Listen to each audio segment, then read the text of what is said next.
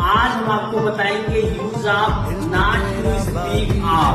Use of not to speak of मतलब होता है करने की तो छोड़ो, खाना खाने की तो छोड़ो, मैं पानी भी नहीं पीऊंगा। दिल्ली जाने की तो छोड़ो, हम बदलापुर भी नहीं जाएंगे। मुंबई जाने की तो छोड़ो, हम महाराष्ट्र का टारगेट कहीं नहीं। इस तरह से जो बात करते हैं वहाँ पे नॉट टू स्पीक ऑफ का प्रयोग करते हैं। शराब पीने की तो छोड़ो, हम शराब को हाथ नहीं लगाएंगे। वही देखते हैं not to speak of, not to speak of.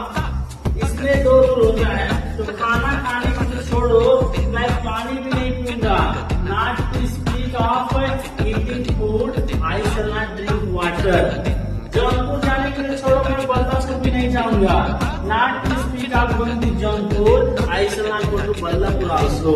चावल खाने के लिए छोड़ो, हम खाना ही नहीं खाएंगे। पानी पीने को छोड़ो, हम गिलास को